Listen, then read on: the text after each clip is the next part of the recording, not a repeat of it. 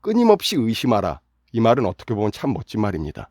내 자신이 잘하고 있는지, 지금 상황은 어떤지, 포기해야 하는지, 계속 가야 하는지 등을 끊임없이 상기시켜주는 말이죠. 하지만 제 생각은 조금 다릅니다. 안녕하세요, 이신입니다. 오늘의 주제는 자신을 사랑하는 법입니다. 제가 예전에도 비슷한 영상을 제작했었는데 친구가 그 영상을 보고 나를 사랑하는 법도 좋고 그에 따른 자존감을 올리는 게 중요하다는 것도 알겠다. 그런데 그걸 도대체 어떻게 하는 거냐라고 물어보더라고요. 나를 사랑하다 보면 자존감이 올라가고 또 그 높아진 자존감 때문에 자신을 더 사랑할 수 있는 선순환이 반복되는 건데 친구의 질문을 들어보니 그 방법을 모르는 분이 의외로 많을 수도 있겠다라는 생각이 들었습니다. 오늘의 영상은 그분들을 위해 준비해봤어요. 그럼 바로 본론으로 들어가겠습니다. 첫 번째, 나 자신을 의심하지 말 것. 아마 많은 분들이 의아해 하실 겁니다.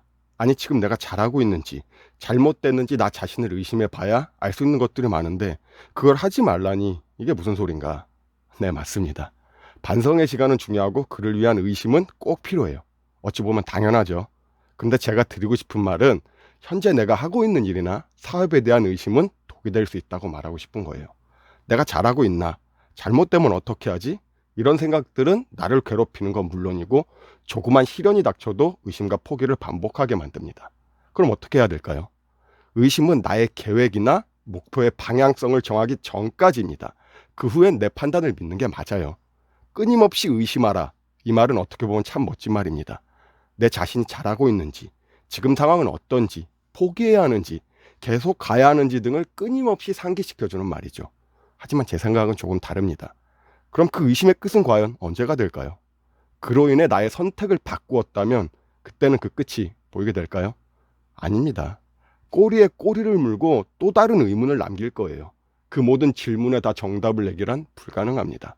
거기에 최악은 포기할 이유를 찾는 합리화의 도구로 사용될 수 있다는 거예요.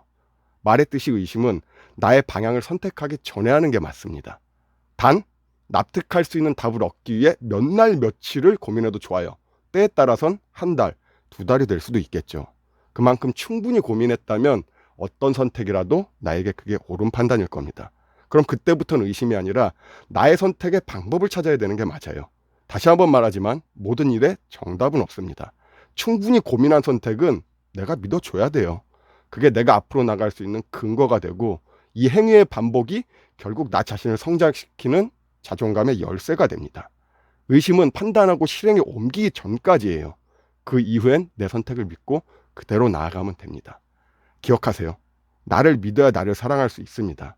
나를 괴롭히는 의심은 나를 병들게 한다는 걸 잊지 마세요. 두 번째, 만나기 싫은 사람은 억지로 만나지 마라. 내가 좋아하는 사람 만나기도 벅찬데 싫은 사람 만날 시간이 어디 있냐. 당연한 소리를 특별하게 하는 재주가 있네 라고 하실 테지만 일단 끝까지 한번 들어보면 이해가 가실 겁니다.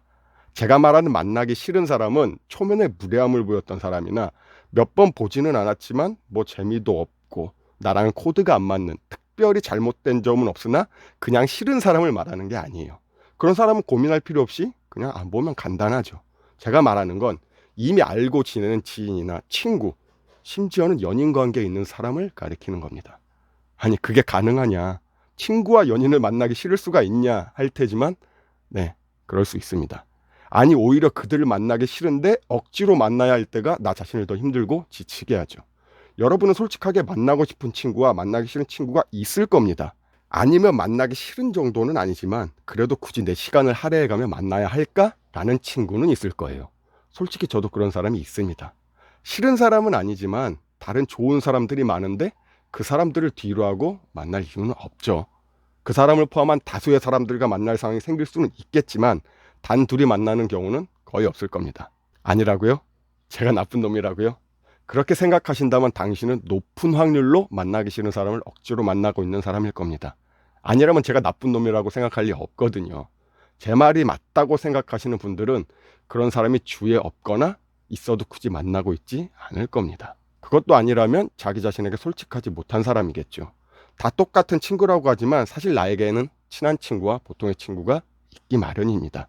사회생활을 하다 보면 직장에서 만난 동기나 내 친구의 친구여서 알게 된 사람은 사실 친구라기보단 지인에 가깝다고 봐요. 우리는 대부분 이 사람들까지 묶어서 친구라고 부릅니다. 물론 시간이 지나면서 이 사람들이 친한 친구가 될 수도 있겠지만 그럴 확률은 그리 높지 않아요. 친한 친구와 보통의 친구나 지인을 구분할 수 있는 가장 큰 조건은 바로 시간입니다. 물론 이게 절대적인 요인은 아니에요. 하지만 가장 큰 사항임은 확실합니다. 제가 예전 동영상에서 이런 말을 했던 적이 있어요.